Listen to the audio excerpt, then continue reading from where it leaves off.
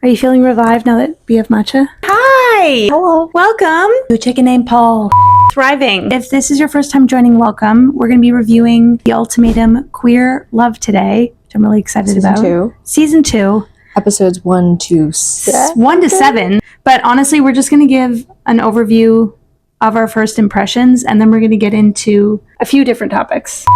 Listen, I was not a lover of reality TV, and I was very like, it's so trashy, like, it's not real. And now I'm like, oh, it's actually just a way to people watch without being seen. Yes. While it's a heightened and produced version of reality, and it's like heavily manufactured and possibly not ethical.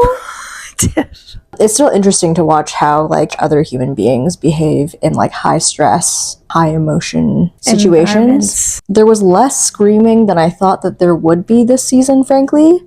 This will contain spoilers. The premise of the show is essentially one person is issued an ultimatum about whether or not they want to get married. Yes. It allows a space for these people with this specific issue to date break up else. Yeah. and then date the other prospective people who are both the ultimatum giver and the ultimatum receiver. Then you date the other people that are also on the show, and then you pair up with someone else for 3 weeks, go through the whole thing, and then you come back with your partner for 3 weeks. Like, it feels like an emotional. I fear so much. I fear some of these things could be handled in therapy. But you know what? That doesn't make television. It doesn't. So let's get into it. I'm a former psych grad. We love analyzing people. You work in the trauma field. So I really am fascinated by human relationships. I feel like that was a really long intro, but let's get into it. First impressions. Couple number 1, AJ and Britney. I thought Britney, stunning human being. Stunning. Wow. A baddie. True baddie. AJ felt like a player to me. Britney seems legit. So legit. And with some hope is choosing a person of integrity, even though they seem like a player. I feel split on AJ because when we were first watching the episode, I said, I believe AJ is fronting. Yes. But as the show went on, I came to a more neutral position with AJ. I feel like they are well-intentioned, but possibly they front in social situations because they get anxious and nervous. Now I'm going beyond like first impressions, but you also mentioned you like AJ's style. I want all of their jewelry. Their earrings. Such cool jewelry. So sick. Style 10 out of 10. Yeah. AJ, we'd like to see your shoe collection, please. I'm so curious as to what kind of shoes. I'm like, Sneakers, Dunks? probably. Hard to say. Who knows? Jordans? Okay, couple number 2, Haley and PIlar. 10 years, my God. 10 years is, I mean, wow, that's so long. Significant. They've been together 10 years. I think it's really cool that Haley's a food scientist, even though that wasn't like the first thing we learned about her. Out of the gate, I feel like Haley seemed really grounded. Kind, low drama. With PIlar, I just feel for her. I have some experience understanding what that's like. What's like? Not being in contact with your family because of your queerness, and like I understand how challenging it can be. So I was just like, oof. Yeah, I think from out of the gate, we didn't really find out that much about Haley and PIlar, but they seem to be a good match. They seem pretty grounded. I'm pretty sure from the top they explained why they're giving each other the ultimatum. Yeah. PIlar doesn't want to get married yet because she feels like marriage includes her family and she doesn't have contact with her family. Yeah, that's and real. I think there's also stuff around like marriage being a specific concept and understanding when to feel ready, and it feels like many things. So many things. Yeah, I can totally understand how after 10 years a person could be like, you know what, we're older than we were when we first met and I would like to embark on a different kind of journey. Yeah. Also thought I liked PIlar. That she was really nice. Yeah. We thought we would both be friends with her. Okay, next up, we have couple number 3, Kyle and Bridget. Vibes. Bartender, writer, graphic design, and I think Kyle's a graphic designer. Really? Yeah. Oh my God, what's not to love? Makes sense. The aesthetics are rich. Bridget reminded me a little bit of me. I said, this person's an air sign. Because they're so Netflix fun. Released their... They did. Yeah. Which is so... They understand the queer market. Is she an air sign? Yeah, nothing but vibes on this end. I immediately like Bridget. I felt like she was trustworthy. Open eyes and a kind smile. We weren't sure on Kyle, and I believe that Kyle might have an avoidant attachment. Maybe that's why they just seemed a little bit closed. But I would also be so shut down. Yeah, I mean, it's a really weird situation. Like, it's just tough to navigate. Yeah, and then you're being thrown into a situation with a bunch of new people, so you're also navigating what it means to like talk to a bunch of new people. A dream for me. A nightmare for me. Moving on. Couple number 4, we have Mel and Marie. I was like, I don't get this. I got sleazy vibes. I do not get the pairing at all. I don't know. And excuses is what it felt like to me. I feel like they're not a good match, but also from working in restaurants, I can confirm most chefs do have a slight toxic side. It's just how it is. I've dated so many chefs. It's a strange common denominator. I don't have much else to say about Mel and Marie other than I don't quite get the pairing, honestly. I just can't imagine waking up, having morning coffee, going to work together, spending the entire day together, coming back home together, cooking more food together, and then doing it all, going back to bed together and like doing it all over.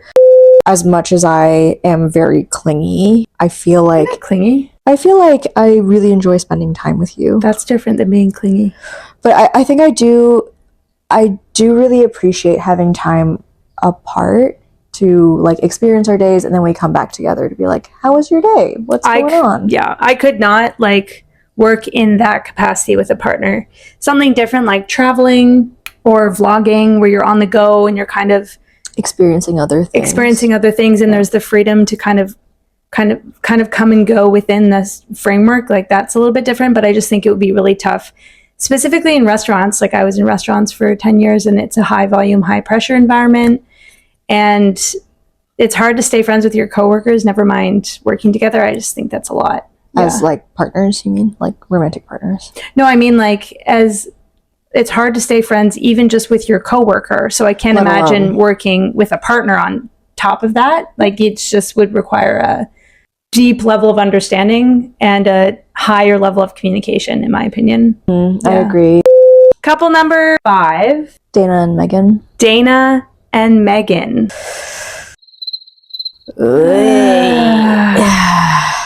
You know what? Out of the gate, I will say I appreciate this is a first impression, and also we didn't say this before, but we really want to emphasize it that in talking about the show, we're going on the clips that we have been shown. Like we understand that a lot of stuff is manipulated and clipped to look a certain way on reality TV. So we're going by what we've seen and by first impressions.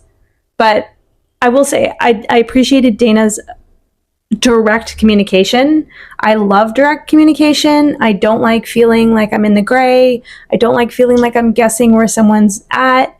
And I just, to contrast between like AJ kind of stringing people along and saying they felt a certain way for everyone versus Dayna just really being so clear. I appreciate that. I was disappointed by Dayna later on in the season as a fellow Gemini. Very disappointed. What do you think about Dayna? Yeah, very direct, which I think I really appreciate. Like I have been trying to work on being more clear and just upfront about how I feel and like think less about how that might impact another person. Not that it's not important, but it's more important that I stick to how I'm feeling and what the intention is of what I'm saying than trying to make the other person comfortable. Magan?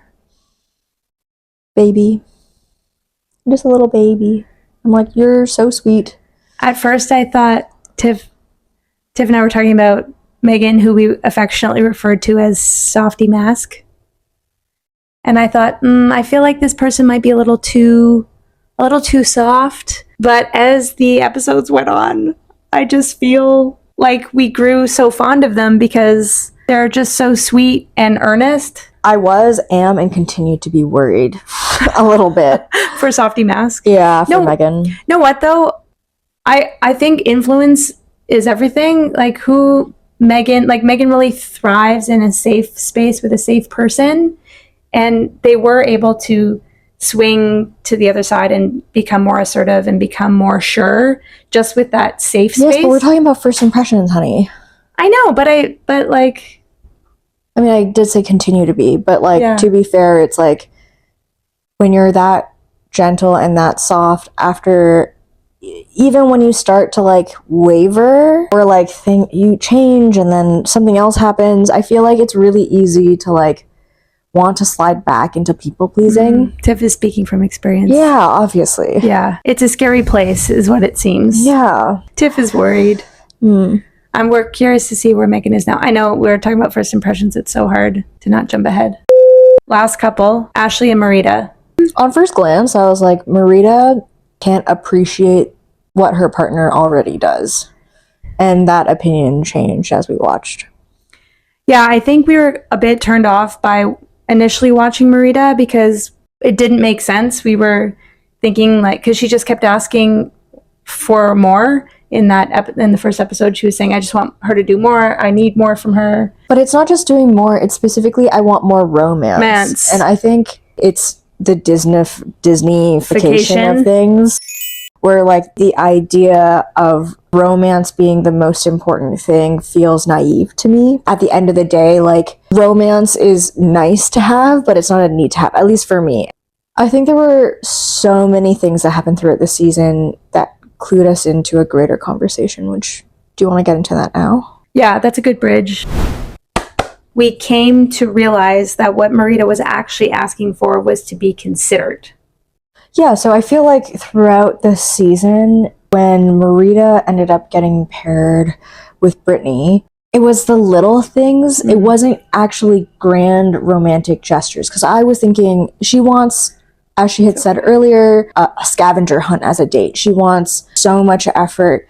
But as we kind of watched, you know, like, they literally had a takeout salad from Wendy's and they were just sitting on a park bench, and Britney offered Marita a fork, a basic utensil to then eat the salad. And Marita was like, "Oh, you got me a fork." And Kayla and I were like, "Oh." Marita wants to be considered. And like, not in the way where it's like, you put me first, but like, please think about what I might need. And like, you're responsible for your own needs, but I think it's fair to want your partner to like care enough to like think of what you might need. Also, later on in the season, when we see Britney make Marita oxtail, which is such a labor of love. And she said, "Oh, you made me oxtail." Like, obviously she's lit up thinking about it. And Tiff and I just really got a ton of clarity, because we were thinking that, I was like, Britney made her oxtail? Yeah. Honestly, that cut to AJ later on was so funny, where AJ was like, "You made her oxtail?" Like that, it is an act of love. It is. It's like little things where it was made clear that Marita wants to be considered more than anything else. It's not grand romantic gestures. It's not like, God forbid, a flash mob. It's not rolling out the red carpet. No, it's like the small watching her bring, like, she also brought the table in from the porch. Like, Marita herself did that because Britney had, you know, decided to make dinner for her. It's like thoughtful, having somebody who's thoughtful enough to like want somebody to have something a little bit extra. Yeah. I feel like Marita would be like, "Oh, you made me coffee with like a little heart in it." Like, she would be thrilled about something like that, you know? I do know, and I resonate with that fully. And I don't think that's too much to ask, but I do think that Marita might be asking the wrong person for that. Yes. And as the show went on, we just in listening to Ashley's story, I feel like Ashley is not in a position, possibly in a healing standpoint, like as someone who's a trauma facilitator, what Ashley's gone through, like there's a lot there and many layers. And it seems to me like she might be in some sort of freeze response, or, you know, and I think that's where the tough part is, because you're just asking something from someone that physically can't give it to you, or doesn't have the capacity to right now. Yeah. And that's really tough, because obviously there isn't a lack of love there. It's definitely I think it's a capacity thing. Especially when you learn through the season that like Ashley has been told that more than once. Yeah. Like almost every ex-partner that she's had. So I think it is a capacity thing, and it might just be like just not the right match, because somebody like Bridget had said, I felt deeply considered when we were together. You know, like Ashley got no airtime. So it's hard to say what she did and didn't do, frankly. I also think it depends on the base level needs of a particular person. That's what I'm saying. Yeah, like some person might be more active service oriented, and then some person might be more words of affirmation oriented. Yeah, I mean, that's kind of what I'm saying, right? Yeah. Like Bridget felt considered, Marita does not. You know? Yeah. And I think, yeah, it's about expectation and reality. I've been in a relationship like that before where there's no lack of love.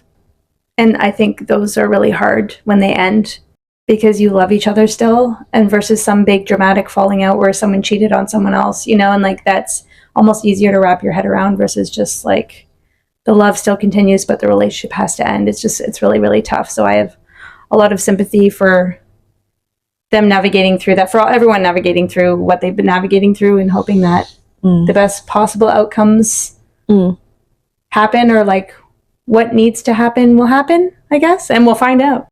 Any final thoughts on romance first consideration? We talk about this a lot because we also watch Top Chef, where it's essentially like a lot of contestants will cook a beautiful dish, but it's not what the judges are looking for because they've called it something that it isn't. They'll say it's like, I don't know, like a stew, but it's clearly a broth because like they didn't have time to like let it simmer or like add additional things. Like something about it isn't what it is. Yes. So you'll fail because if it's meant to be one thing and it's not what it says it is. In the same way, calling what you want romantic, I think, has set Marita up for failure to a certain degree. Marita or Ashley up for failure? Both. Yeah. Because Marita is asking for something that is not actually what she's asking for. Yes, exactly that. Yeah. So it makes it harder for both parties to even address it because it's not what it is. That's a good point, honey. We talked about that the other day. We did. Yeah. We wanted to create space in our last category to talk about soft Masc, because we love them so much. They came so far as a person from what we've viewed on the show, and I really feel like it's important to note how someone can thrive in the presence of a safe person. Yay! Going back to our first impression of Dayna, she was quite assertive and direct in her communication, which I appreciate, but then as the show went on, it almost felt at points like she was possibly bullying Megan, or there was a very clear dynamic in their relationship where there was a power imbalance, where possibly, you know, Megan was being overshadowed by Dayna's everything, honestly.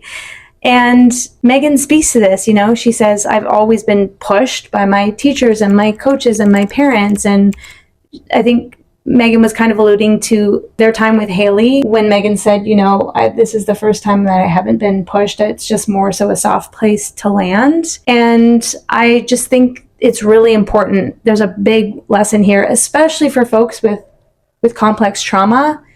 At the center of most complex trauma, which is trauma that happens interrelationally across an extended period of time. So at the center of complex trauma is chronic not being seen, chronic not being heard, and also chronic coercion. So you also then can't heal when there is coercion. Well, it's lacking safety. Yeah, and you can't heal the thing that broke you in the first place. So non-coercion is really, really big in healing spaces.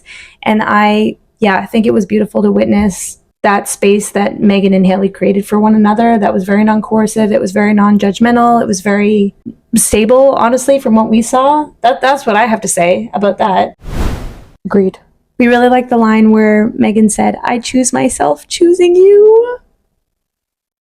Literally started crying. And I do think we see quote unquote, possibly more harsh putting of a foot down from Megan. But in our opinion, that comes from someone's boundaries being crossed so many times that they have to be that hard when they finally say no. I mean, that seemed very normal. I don't want to use the word normal, but like that seemed like a very appropriate response, even though Dayna said, like, who are you? I don't know you anymore. Well, it's because Megan's finally saying no for the first time. You put baby in corner. Put a baby in a corner. And I find this happens to be the case with people who exist without boundaries, and then they come into developing what boundaries are. Sometimes what needs to happen, or what is the trend of what happens, is myself included, people in general will go really hard and almost like it feels almost aggressive, but at the same time, I think you end up in a situation where you have so many people around you who benefit from crossing your boundaries that by the time you're ready to or wanting to set a boundary, it has to be hard, because you don't want to have an opportunity where you are going to waver in the choice that you've made to protect yourself and to protect your peace. So in those moments, I understand, like from my own personal experience, understand being like, no, like I'm not doing this anymore. And I've had exes in the past who've asked me like, what is happening? Like, who are you right now? And ultimately, like, the answer is, this is who I am when I've decided to choose myself. This is what has happened now that I understand what I've allowed to happen for so long. I think that pulls into another little quote from, I think, the scene where Megan is speaking with Mel, and Mel's just trying to protect Dayna and say like, well, you know how she is, like, you know her. I think Megan says something along the lines of, just because I know it doesn't mean I have to Enable it. I was like, well done. I was like, Megan had those receipts. I think now with the other information included, like the Spotify sex playlist and a bunch of other things that happened, Crazy. it kind of makes sense why they made that choice, and like how it probably made it easier to a certain degree. I think it just really goes to show like the growth that can happen when you can see clearly and see outside of yourself. As much as I tear apart the premise of this show, I think this is a scenario where I don't know if Megan would come to that conclusion without being able to see outside of herself and outside of the relationship. Also, thanks for saying that, Annie. Just drawing from my own experience, growing up in a certain kind of home, I thought that was quote unquote normal. I thought my experience, it was like everyone else's experience. And then you just go from your home into, like, you leave the home and you go into the real world, and then you just seek out that same dynamic because that's what you know. And like, how else are you supposed to know anything else? Because you just know what you know. So in this kind of experimental style situation, it is going to be really beneficial to kind of look at yourself through a different lens, even though there's obviously like a lot of pain there, and it's hurtful, and there's like so many emotions involved. Like it's almost like giving you the opportunity to see things through a different, well, it is giving you the opportunity to see things through a different angle. And I'm really curious to see what happens in the finale. And I know this was filmed around a year ago, so to see where they are now and to see how everyone's journeys have kind of unfolded. Final thoughts? I just feel like everybody needs therapy or social worker or needs support when they're filming this, because I can't imagine the emotional turmoil. I could not do the show. Like, kudos to anyone that's on that show. I think it would be so heart-wrenchingly challenging. Yeah. Someone touches you, I'd be like, hands off! Pause off! I think I would probably just break up with someone before doing something like that. I just feel like there are better ways to better your relationship with somebody other than going on a reality TV show where... I mean, honestly, you can't even fault people for that, because in this day and age, it's hard to find a good therapist. Whoa. There's no fault. At what point did I say fault? Oh, I don't know. I thought you were faulting. No. Okay. I'm saying that Netflix or whoever the production company is should provide therapy. Oh, yeah. That's what I'm saying. Oh, okay. I'm saying it's like wildly, like, it's kind of unethical to like upend someone's life and be like, best of luck. See ya. So Netflix, hopefully you're providing that support. Hope you can manage your own emotional turmoil. Your life is turned upside down, and also you're not close to any of your support system. So good luck with that. those are our thoughts. Let us know in the comments what you think. If you agree with us, if you disagree with us, let us know your faves. Let us know what you want us to talk about. So many stones left unturned. Woof. See you next week. Bye-bye. Bye.